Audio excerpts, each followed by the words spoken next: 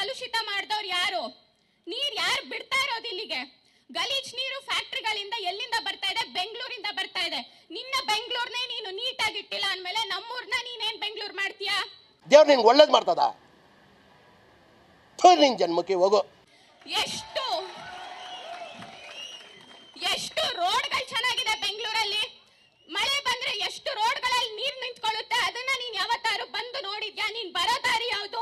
ಪೂರ್ತಿ ನೀಟಾಗಿರೋ ತಾರ್ ರೋಡಲ್ಲಿ ನಿನ್ನ ಕರ್ಕೊಂಡ್ ಬರ್ತಾರೆ, ಝೀರೋ ಟ್ರಾಫಿಕ್ ಮಾಡಿ ಕರ್ಕೊಂಡ್ ಬರ್ತಾರೆ. ನನಗಂತೂ ಈ ಜೀವನವೇ ಬೇಸರವಾಗಿ ಹೋಗ್ಬಿಟ್ಟಿದೆ. ಯಾವತ್ತಾದ್ರೂ ತಗ್ಗು ಉಬ್ಬಿರೋ ರೋಡಲ್ಲಿ ನೀನ್ ಬಂದಿದ್ಯಾ? ನೋಡಿದ್ಯಾ? ನೋಡಿಲ್ಲ. ಇನ್ನ ಮಳೆ ಬಂದ್ರೆ ಎಷ್ಟು ಮರಗಳು ಬೀಳ್ತವೆ, ಎಷ್ಟು ಸಾವುಗಳಾಗಿದ್ದಾವೆ, ನೀನ್ ಬಂದು ನೋಡಿದ್ಯಾ? ನೋಡಿಲ್ಲ. ಏನ್ರಿ ಅದು ಮಾತಾಡೋದು?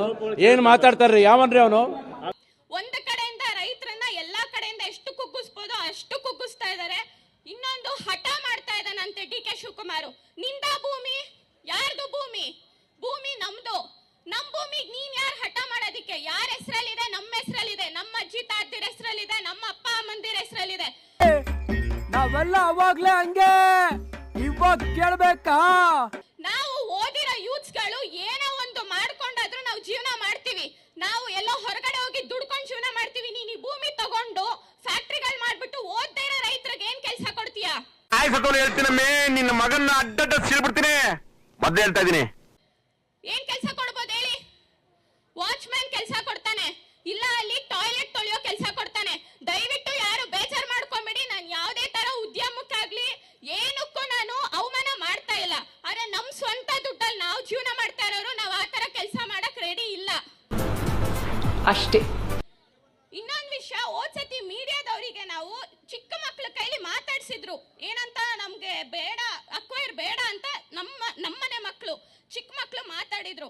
ಅದಕ್ಕೆ ತುಂಬಾ ಕಮೆಂಟ್ಸ್ ಗಳು ಬಂದಿದಾವೆ. ಮಕ್ಕಳಿಗೆ ಮೀಡಿಯಾದವರು ಹೇಳ್ಕೊಟ್ಟು ಮಾತಾಡ್ಸಿದ್ದಾರೆ ಅಂತ. ಮಾಡ್ತಾರೆ ಕಣ, ಹಾಡು ಹೇಳ್ತಾರೆ, ನಾಟಕ ಆಡಿಸ್ತಾರೆ, ಅದೊಂಥರ ಲಲಿತ ಕಲೆಗಳ ಸಂಗಮ.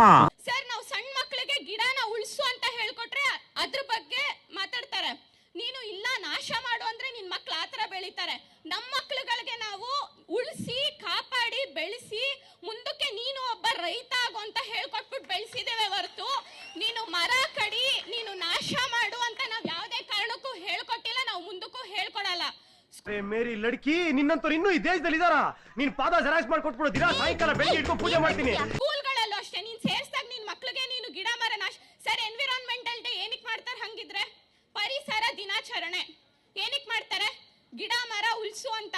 ನೀನು ಎಲ್ಲೋ ಕೂತಿರೋನ್ ಎಲ್ಲೋ ಹೋಗ್ಬಿಟ್ಟು ನೀನ್ ಗಿಡ ಹಾಕ್ಬಿಟ್ಟು ಬಂದ್ಬಿಟ್ರೆ ಅದು ತಕ್ಷಣ ನಿನ್ಗೆ ಆಕ್ಸಿಜನ್ ಕೊಟ್ಬಿಡುತ್ತಾ? ಹಂಗಿದ್ರೆ ಕೊಟ್ಬಿಡುತ್ತಾ? ಇಲ್ಲ ಇವಾಗ ಬೆಳೆದು ನಿಂತಿರೋ ಮರಗಳು ಕೊಡ್ತಾವ?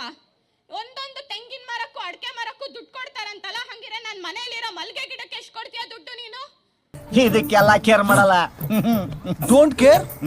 ದೆನ್ ವೈ ಕಣ್ಣೀರ್? ಪ್ರೀತಿಯಿಂದ ಸಾಕಿದೀವಲ್ವಾ ಒಂದೊಂದು ಸಣ್ಣ ಸಣ್ಣ ಗಿಡ, ಒಂದೊಂದು ಸಣ್ಣ ಸಣ್ಣ ಸಸಿನೂ ಕೂಡ ನಾವು ಪ್ರೀತಿಯಿಂದ ಸಾಕಿದೀವಿ. ಅಷ್ಟೇ ಗೊಬ್ಬರ ಹಾಕಿ ಪ್ರೀತಿಯಿಂದ ಸಾಕಿದೀವಲ್ವಾ, ಆ ಪ್ರೀತಿಗೆ ಎಷ್ಟು ಬೆಲೆ ಕಟ್ತೀಯ ನೀನು? ನೀನ್ ನನ್ನ ಭೂಮಿ ತಾಯಿಗೆ ಬೆಲೆ ಕಟ್ತೀಯ ಅಂದ್ಮೇಲೆ ಒಂದ್ ಸಣ್ಣ ಸಣ್ಣ ವಸ್ತುಗೂ ನೀನ್ ಬೆಲೆ ಕಟ್ಬೇಕಲ್ವಾ? ಆಗತ್ತಾ ನಿನ್ ಕೈಲಿ? ಬರ್ಲಿ ಮಾತಾಡ್ಲಿ. ಏನದು? ನೀನ್ ಎಲ್ಲೋ ಕೂತ್ಕೊಂಡು ಮಾತಾಡೋ ಬದಲು ನೀನ್ ರೈತರು ಮುಂದೆ ಬಂದು ನೀನ್ ಮಾತಾಡೋಕೆ ಧೈರ್ಯ ಇಲ್ವಾ? ಆಗಲ್ವಾ?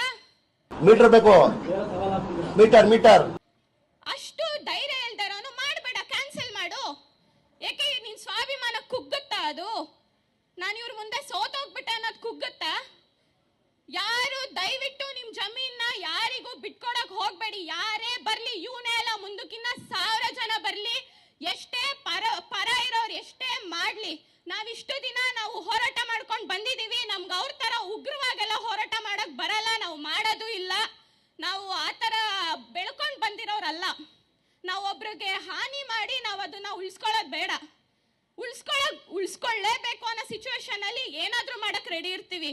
ಬಟ್ ಅವ್ರ ತರ ನಾವು ನಿಂತ್ಕೊಳ್ಳೋದು ಬೇಡ. ಯಾವತ್ತೂ ನಾವು ಅವ್ರ ತರ ಆಗೋದ್ ಬೇಡ. ಪರ ಇರೋರು ಹೇಗೆ ಇವಾಗ ಮಾಡ್ತಾ ಇದಾರೆ ಆ ತರ ಆಗೋದ್ ಬೇಡ ನಾವು. ಇಷ್ಟ ಹೇಳಿ ನಾನು ಮುಗಿಸ್ತೀನಿ. Thank you. ಹೇಳಕ್ ಇಷ್ಟಪಡ್ತೀನಿ. ಓಕೆ ಫ್ರೆಂಡ್, ಬಾಯ್.